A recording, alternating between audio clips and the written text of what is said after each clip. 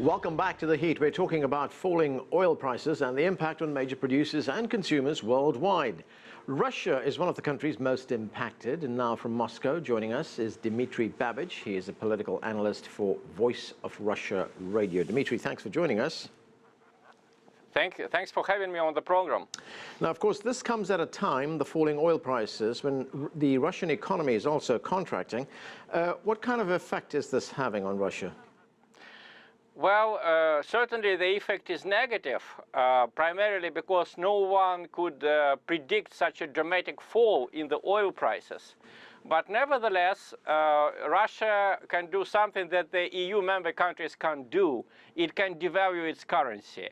So what Russia did was just to devalue the ruble, and right now the payment balance is pretty good, and we are surviving. I mean, I go to the stores every day, I go to the metro every day, I see how people buy things, I see how people react to certain difficulties, and I would say that it is not dramatic.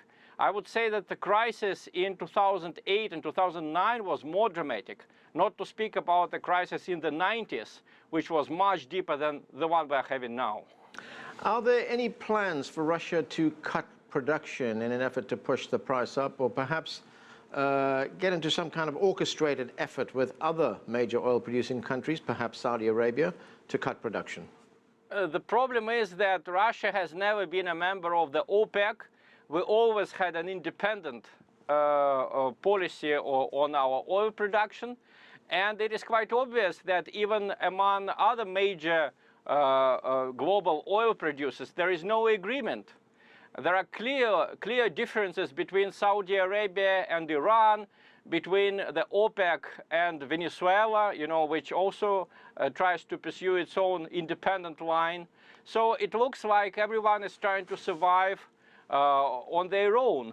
And Russia, despite gloomy predictions, managed to even increase its oil output last year, thus compensating a little bit, compensating the losses from the fall in the prices by the increase in the production.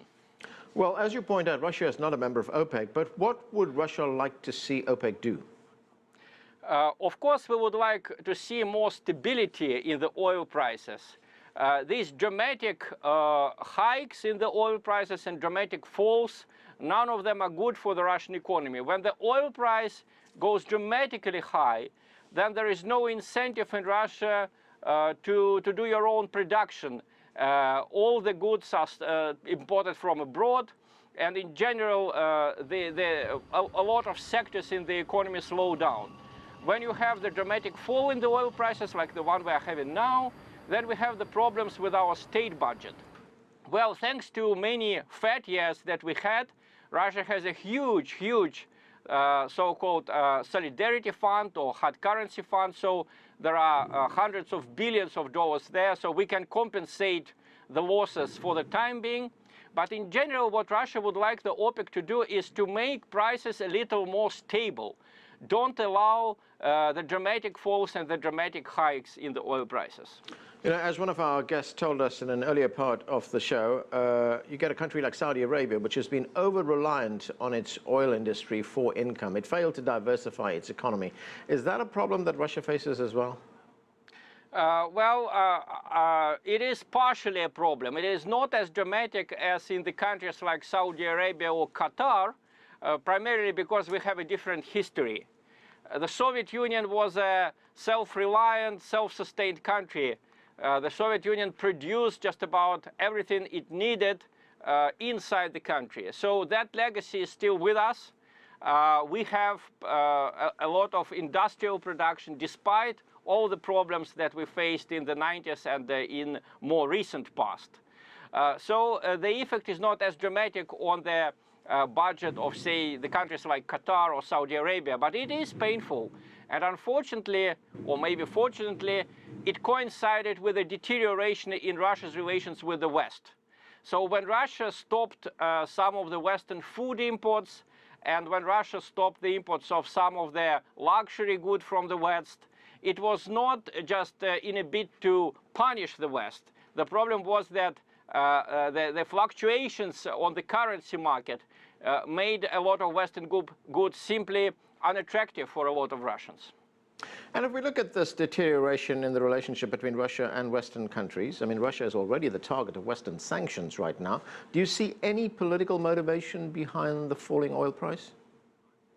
That could be. There is a high probability that one of the factors that led to the slump in the oil prices was some kind of a secret deal between the United States and Saudi Arabia to beat down the prices. Also, part of the reason could be Saudi Arabia's willingness to basically to make some of the so-called fracking oil companies in the United States go bankrupt. So there are many factors, but none of them has been proven beyond any doubt. So I think that President Putin should be given credit for that. He doesn't get very enthusiastic about the conspiracy theories. I'm pretty sure Mr. Yeltsin would have a conspiracy theory about the West being behind all of our problems. This is not Putin's rhetoric. He just says that we should view it as an opportunity. Okay, now that ruble is weak and it makes sense to come to Russia because everything is very cheap here, let's attract foreign tourists, let's increase our own production, let's become more self-reliant. This is the message coming from the government now, not the message like the West is against us, there is a conspiracy, everything is lost. That would be a defeatist message. Okay, Dmitry, we're going to have to leave it there. Thanks for joining us. That's Dmitry Babich joining us from Moscow there.